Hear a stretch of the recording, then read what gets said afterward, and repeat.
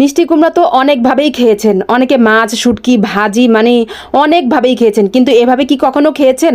আর এটা কিন্তু আমার বিশেষ করে আমার দাদির পছন্দের খাবার, তাই আজকে এটা রান্না করা হলো। আর এত বড় একটা মিষ্টি কুমড়া মিনিমাম 5 কেজির একটা উপরে হবে। আর এটা কিন্তু আমার বোনের শ্বশুরবাড়ি থেকে পাঠিয়েছিল 1 মাস আগে, এটা আমরা রেখে দিয়েছিলাম ঈদের পরে খাবো এজন্য। আর এই মিষ্টি কুমড়াটা কিন্তু আমরা শুধু একা খাইনি, সবাইকে দিয়ে খেয়েছি, মানে আমার চাচি আমাদের আশেপাশে অনেকেই দিয়েছি। আর খুবই মজা সুস্বাদু, যেহেতু টাটকা একদম মিষ্টি কুমড়াটা আমার বোনের শ্বশুরবাড়ি থেকে এসেছিল 1 মাস আগে। আর আমরা রেখে দিয়েছিলাম, ভালোই রয়েছে, অনেক দিন রেখে দিয়েছিলাম, ভেবেছিলাম যে ভিতরে না জানি নষ্ট হয়ে গেছে, কিন্তু না, একদম পুরোপুরি সুন্দরভাবে ভালো রয়েছিল।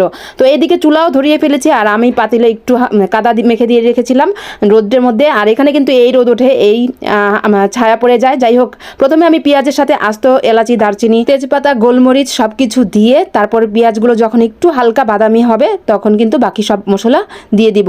আপনাদের কাছে একটি অনুরোধ, আমার চ্যানেলটি ভালো লাগলে অবশ্যই সবাই আমার চ্যানেলটি সাবস্ক্রাইব করে দিবেন, আর আমার পেজটিতে একটি ফলো দিবেন, অবশ্যই লাইক দিয়ে কমেন্ট করবেন কেমন হয়েছে আমার আজকের রেসিপিটি, আর অবশ্যই জানাবেন কেমন হয়েছে আর এভাবে কি কখনো খেয়েছেন কিনা। তারপরে আমি কিন্তু একটু পানি দিয়ে দিয়েছি, পানি দিয়ে তারপর হলুদ মরিচ, এখানে আমি ধনে গুঁড়ো, তারপর আদা রসুন বাটা, আর হলুদ মরিচটা একটু বেশি বেশি দিয়েছি। আর আমি একটু গরুর মাংসের মশলা ছিল রাঁধুনি, একটু দিয়ে দিয়েছি, সাথে একটু গরম মশলা গুঁড়ো দিয়েছি। মশলাটা আসলে যে যেমন খায়, কিন্তু মিষ্টি কুমড়ার এই রেসিপিটা কিন্তু সেই মজা। এটা কিন্তু শুধু ভাতের সাথে না, চাইলে আপনি আমরা যে চাপতে পিঠা বলি সেটার সাথে বা রুটির সাথে খেতে অনেক মজা ভালো লাগে।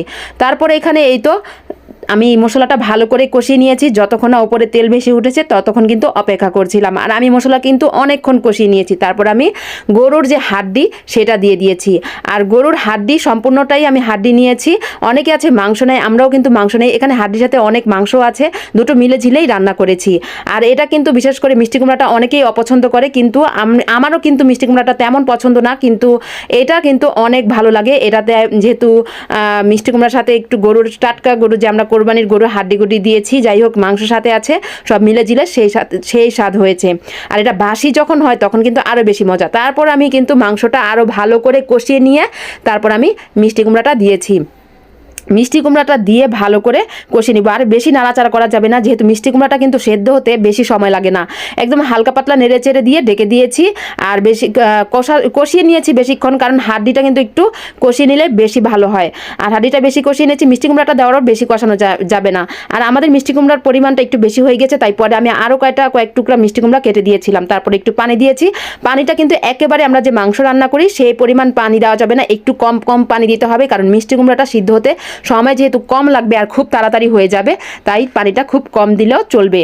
তো কেমন হয়েছে আজকের রেসিপিটি? শেষে কিন্তু ওঠানোর আগে আমি কয়েকটা কাঁচামরিচ ফালি ফালি করে কেটে দিয়েছি। মিষ্টি কুমড়াটা অনেক মজা, তাই কাঁচামরিচটা একটু বেশি বেশি দিলে আরও ভালো লাগবে। তো আমার রান্নাটা হয়ে গিয়েছে। আজকের রেসিপিটি অবশ্যই সবাই ট্রাই করবেন, আর অবশ্যই আমাকে জানাবেন, কমেন্ট করে জানাবেন কেমন হয়েছে আমার আজকের রেসিপিটি। সবাই স্বপ্নের পথে পেজটিতে অবশ্যই লাইক দিয়ে কমেন্ট করবেন, আর সাবস্ক্রাইব করে আসবেন চ্যানেলটিতে।